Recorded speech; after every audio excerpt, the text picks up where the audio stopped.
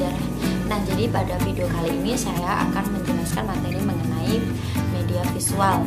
Di sini saya mempunyai 5 sub yang akan dibahas pada kesempatan kali ini, yaitu yang pertama ada pengertian media visual, yang kedua ada macam-macam media visual, yang ketiga ada fungsi dan tujuan media visual, yang keempat ada karakteristik media visual, lalu yang kelima ada kelebihan dan kekurangan media visual. Lanjut saja kita ke pembahasan yang pertama, yaitu mengenai pengertian media visual. Nah, secara umum media visual adalah alat atau sarana komunikasi yang dapat dilihat dengan indera penglihatan atau mata. Media visual juga merupakan penyampaian pesan atau informasi secara teknik dan kreatif yang mana menampilkan gambar, grafik serta tata dan letaknya yang jelas sehingga penerima pesan dan gagasan dapat tepat sasaran.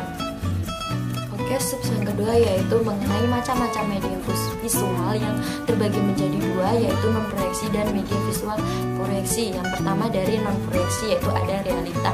Media realita adalah benda nyata atau benda tersebut tidak harus dihadirkan di ruang kelas, tetapi siswa dapat melihat langsung ke objeknya.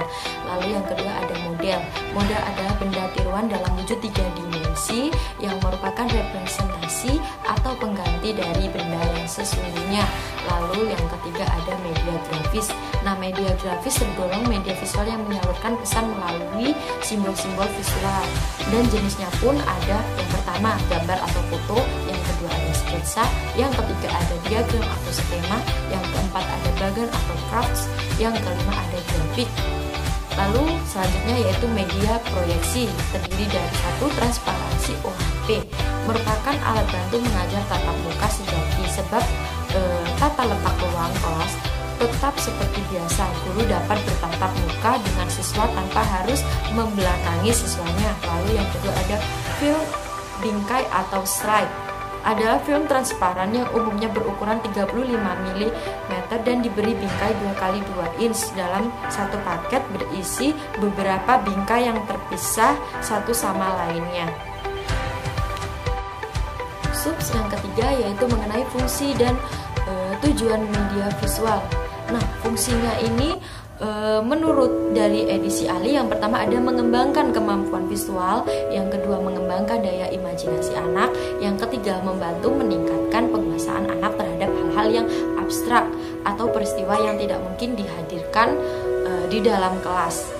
Lalu yang kedua ada tujuan dari media visual itu sendiri. Yang pertama ada agar pembelajaran tidak hanya bersifat monoton, melainkan pembelajaran tersebut dibuat lebih menarik, efektif dan efisien sehingga dapat memudahkan siswa dalam mencerna maupun menerima pelajaran dengan baik. Lalu yang kedua ada untuk meningkatkan efisiensi proses pembelajaran, dan yang ketiga untuk membantu konsentrasi pembelajaran dalam proses belajar siswa. Subs yang keempat yaitu mengenai karakteristik media visual. Setiap jenis media mempunyai karakteristik atau kekhasannya tersendiri yang berbeda-beda untuk membedakannya antara media yang satu dengan media yang lainnya. Nah, di sini media visual itu memiliki 3 prinsip. Yang pertama ada kesederhanaan, yang kedua ada penekanan, dan yang ketiga ada keterpaduan. Oke, kita masuk ke sub yang terakhir atau yang kelima, yaitu mengenai kelebihan dan kekurangan media visual. Kelebihan media visual ini saya akan menyebutkan 4 poin. Yang pertama ada umumnya murah harganya, mudah didapat, mudah digunakan, dapat memperjelas suatu masalah. Lalu kekurangan dari media visual ini sendiri, yang pertama ada ukuran gambar seringkali kurang tepat dalam proses pengajaran kelompok besar. Yang kedua ada memerlukan ketersediaan sumber dan keterampilan dan kejelian guru untuk dapat memanfaatkannya. Lalu yang ketiga ada lambat dan kurang praktis, dan yang terakhir ada tidak adanya audio. Media visual hanya berbentuk tulisan, tentu tidak dapat didengar sehingga kurang mendetail materinya dan